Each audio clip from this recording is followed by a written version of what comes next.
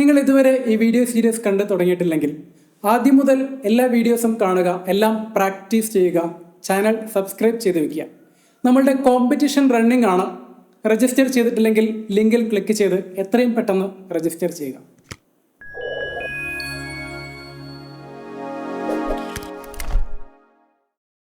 Welcome back friends.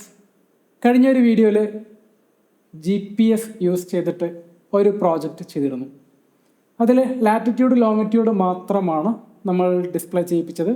അതും ചെറിയ ഫോണ്ടായിരുന്നു. നമ്മൾ OLEDക്ക് ഒരു ബെറ്റർ ഫോണ്ട് എല്ലാം കൊടുത്തിട്ട് ചെയ്യാം, നമ്മളൊരു കോഡ് ക്ലൗഡിൽ അപ്ലോഡ് ചെയ്യാം എന്നെല്ലാം പറഞ്ഞിരുന്നു.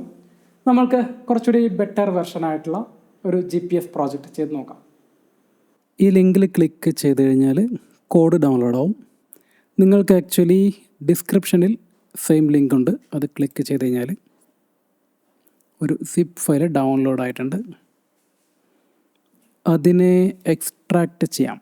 ഫോൾഡറായിട്ട് വന്നിട്ടുണ്ട് AVR GPS 1. ഇനി നമ്മളുടെ മൈക്രോചിപ്പ് സ്റ്റുഡിയോ ഓപ്പൺ ചെയ്യാം. ഒരു പുതിയ പ്രോജക്റ്റ് സ്റ്റാർട്ട് ചെയ്യാം. File, new project, C++, AVR, GCC, C executable project. ഒരു നെയിം കൊടുക്കാം, GPS2. ഓക്കെ കൊടുത്തിട്ട് ടാർഗറ്റ് സെലക്ട് ചെയ്യാം. Atmega 328P ടാർഗറ്റ് സെലക്ട് ചെയ്തു, ഓക്കെ കൊടുത്തു. ഇനി നമുക്ക് നമ്മൾ ഡൗൺലോഡ് ചെയ്ത് വെച്ച കോഡ് കോപ്പി ചെയ്യാനുണ്ട്. ഇതെല്ലാം ഓക്കെ. ഇതാണ് ഡൗൺലോഡ്സിൽ AVR GPS main, AVR GPS 1. ഇതിനകത്താണ് കോഡുള്ളത്. ഇതിനെ കംപ്ലീറ്റ് ആയിട്ട് കോപ്പി ചെയ്യാം. ഇനി നമ്മളുടെ കോഡ് ഇരിക്കുന്നത് GPS2-നകത്ത്. ഇവിടെ മെയിൻ ഉണ്ട്. ഇവിടെ പേസ്റ്റ് ചെയ്യുമ്പോൾ മെയിനെ റീപ്ലേസ് ചെയ്യണോ എന്ന് ചോദിക്കും. റീപ്ലേസ് കൊടുക്കാം. ഇനി നമ്മളുടെ പ്രോജക്റ്റിലേക്ക് വന്നാൽ റീലോഡ് ചെയ്യണോ എന്ന് ചോദിക്കും. യെസ് ടു ഓൾ കൊടുക്കാം. ഇപ്പോൾ നമ്മുടെ കോഡ് വന്നിട്ടുണ്ട്. ഇനി GPS2 ഇവിടെ പോയി റൈറ്റ് ക്ലിക്ക് ചെയ്ത് ആഡ് കൊടുത്തിട്ട്, ആഡ് ലൈബ്രറി ക്ലിക്ക് ചെയ്തു. റൈറ്റ് ക്ലിക്ക് ചെയ്ത് ആഡ് കൊടുത്തിട്ട് എക്സിസ്റ്റിംഗ് ഐറ്റം, ഇവിടെ GPS2-നകത്ത് നമ്മൾ കോപ്പി ചെയ്ത് വെച്ചിട്ടുള്ള ഫയലുകളിൽ C മാത്രം, convert.c, gps.c, i2c.c, main.c വേണ്ട, oled.c, uart.c, C ഫയലുകളെല്ലാം കഴിഞ്ഞു അല്ലേ. ആഡ് കൊടുക്കാം. ഇനി F7 അമർത്തി കമ്പൈൽ ചെയ്യാം. കമ്പൈൽ സക്സീഡ് ആണ്. ടൂൾസിൽ പോയിട്ട് ഫ്ലാഷ് ചെയ്യാം. Order as programmer. ഫ്ലാഷിംഗ് ആവുന്നുണ്ട്.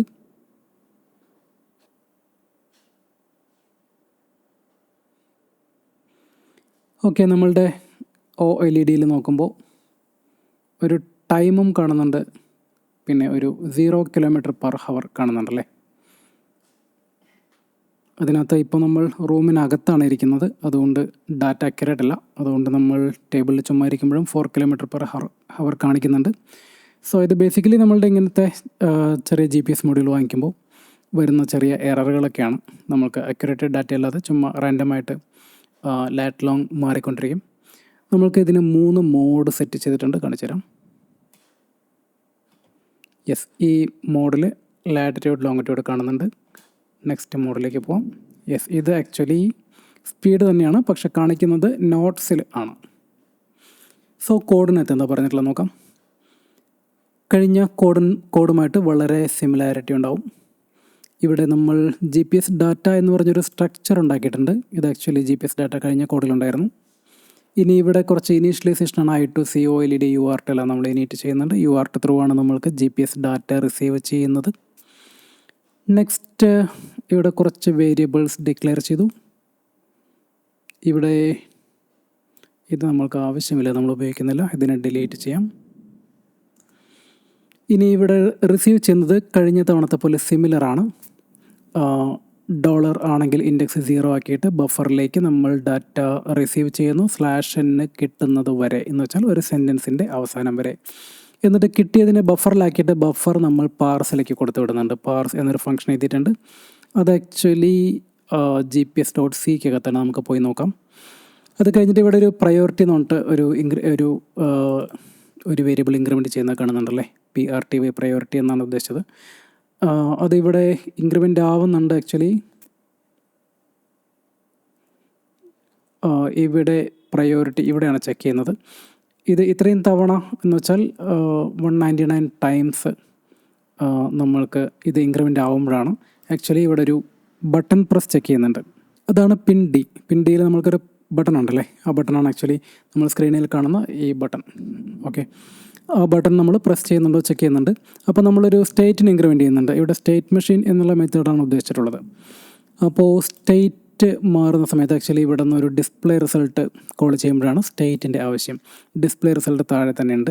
ഇത് നമ്മൾക്ക് OLEDയിൽ എന്ത് എഴുതി കാണിക്കണം എന്ന് തീരുമാനിക്കുന്നതാണ്. അതിന് 3 കേസ് ഉണ്ട്, 1, 2, 3. ആ കേസാണ് നമ്മൾക്ക് സ്റ്റേറ്റ് വെച്ചിട്ട് മാറ്റുന്നത്. ഓക്കെ, അപ്പോൾ ബട്ടൺ അമർത്തുന്ന സമയത്ത് നമ്മൾക്ക് സ്റ്റേറ്റ് മാറ്റാൻ പറ്റും.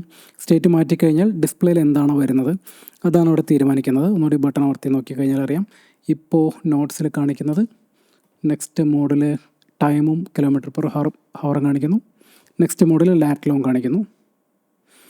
So this is the mode. ഇനി GPS.c പോയി കഴിഞ്ഞാൽ വാട്ട് ഈസ്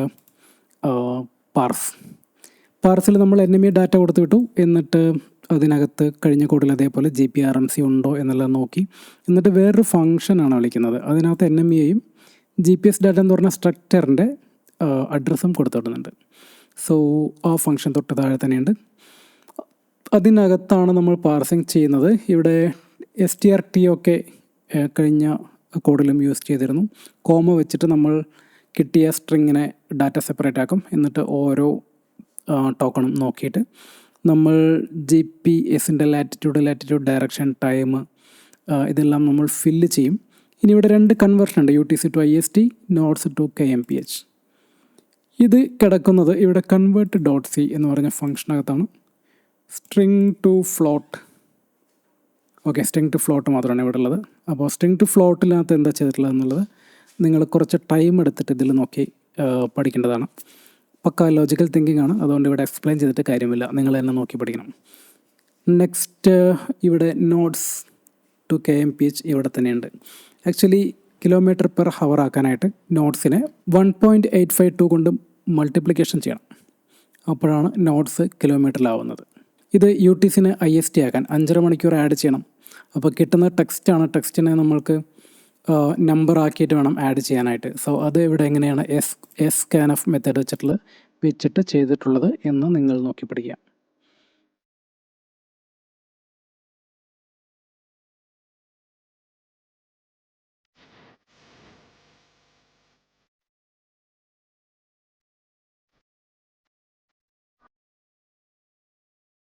നമ്മൾ വണ്ടി ഇപ്പോൾ എടുത്തിട്ട് സ്പീഡ് സ്റ്റാർട്ട് ചെയ്തിട്ടേ ഉള്ളൂ. നമ്മുടെ അനലോഗ് മീറ്റർ ആയതുകൊണ്ട് ഇതിപ്പോൾ എത്ര സ്പീഡൊന്നും പറയാൻ പറ്റുന്നില്ല. 20-ന് താഴെ ആയിട്ടേ ഉള്ളൂ. നമ്മുടെ ഇപ്പോൾ അനലോഗ് മീറ്ററിൽ ഒരു 24-25 കിലോമീറ്ററൊക്കെ കാണിക്കുന്നുണ്ട്. ഇപ്പോൾ നമ്മൾ 30 കിലോമീറ്റർ ആയി. ഇനി 40 കിലോമീറ്ററിലേക്ക് പോകാം. നമ്മളിപ്പോൾ വണ്ടി ഒരു 40 കിലോമീറ്റർ സ്പീഡിൽ പോയിക്കൊണ്ടിരിക്കുകയാണ്. വണ്ടികൾ റഷ് ആയതുകൊണ്ട് നമ്മളൊരു കോൺസ്റ്റൻറ്റ് സ്പീഡിലല്ല, നമുക്കൊന്ന് സ്പീഡ് കൂട്ടി നോക്കാം.